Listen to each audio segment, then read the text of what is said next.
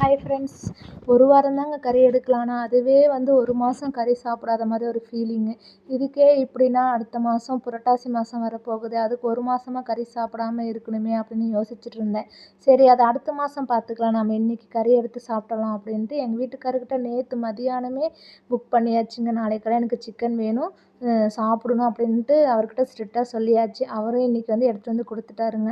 நாங்கள் பார்த்தீங்க அப்படின்னா வீக்லி ஒன்ஸ் மட்டும்தாங்க கறி எடுப்போம், அதுவும் சண்டே மட்டும்தான். இடையில வந்து கறியே எடுக்க மாட்டோம். அப்படியே எடுத்தாலுமே யாராவது கெஸ்ட்டு வராங்க அப்படின்னா மட்டும்தாங்க கறியே எடுப்போம். என்னதான் வெளியே போய் நம்ம சாப்பிட்டாலோ இல்லை விருந்தில் போய் சாப்பிட்டாலோ என்னை பொறுத்த வரைக்கும் எனக்கு வீட்டில் வந்து திருப்தியாக செஞ்சு சாப்பிடணும். அப்போ தான் எனக்கு மனசு கொஞ்சம் சாட்டிஸ்ஃபைடாக ஆகும். எப்போவுமே அப்படி தான் நான். அதனால் இன்றைக்கி பார்த்தீங்க அப்படின்னா பசங்களும் இன்றைக்கி லீவு தான். சரி, எல்லோரும் ஒட்டுக்கா உட்காந்து நல்லா சாப்பிட்லாம் அப்படின்ட்டு எங்கள் வீட்டுக்காரர் சிக்கன் எடுத்துகிட்டு வந்து கொடுக்க சொல்லிட்டாங்க. நானும் ரெடி பண்ணிட்டேன். எல்லாம் ரெடி பண்ணி நீட்டாக டைனிங் டேபிளையும் எடுத்து வச்சாச்சுங்க. பசங்களுக்கும் போட்டு கொடுத்தாச்சு. அவங்க சாப்பிட்டதுக்கப்புறம் நானும் சாப்பிட்டு கிச்சனெல்லாம் க்ளீன் பண்ணி வச்சுட்டேன். ஓகே, பாய்.